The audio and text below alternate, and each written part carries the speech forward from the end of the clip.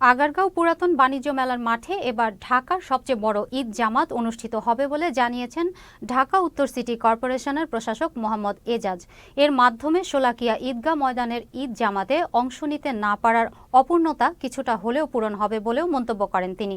সকালে মিরপুর ডিওএইচএস থেকে উত্তরা দিয়াবাড়ি যাওয়ার প্রধান সড়ক উদ্বোধন শেষে এসব কথা বলেন ডিএনসিসির প্রশাসক মোহাম্মদ এজাজ। তিনি জানান, রাজধানীতে ঈদের সবচেয়ে বড় জামাত সকাল 8:30টায় অনুষ্ঠিত হবে। মিরপুর ডিওএইচএস থেকে উত্তরা দিয়াবাড়ি পর্যন্ত নতুন সড়কটি ঈদ উপলক্ষে নগরবাসীর উপহার বলে উল্লেখ করেন উত্তর সিটির প্রশাসক। পহেলা বৈশাখের আগে আমরা মোটামুটি মহাসড়কে আপনারা চলতে পারবেন, সেই ব্যবস্থাটা আমরা করে দিব। আর ভিতরের রাস্তাগুলোর জন্য আমরা প্রতি ওয়ার্ডে ওয়ার্ডে যাচ্ছি।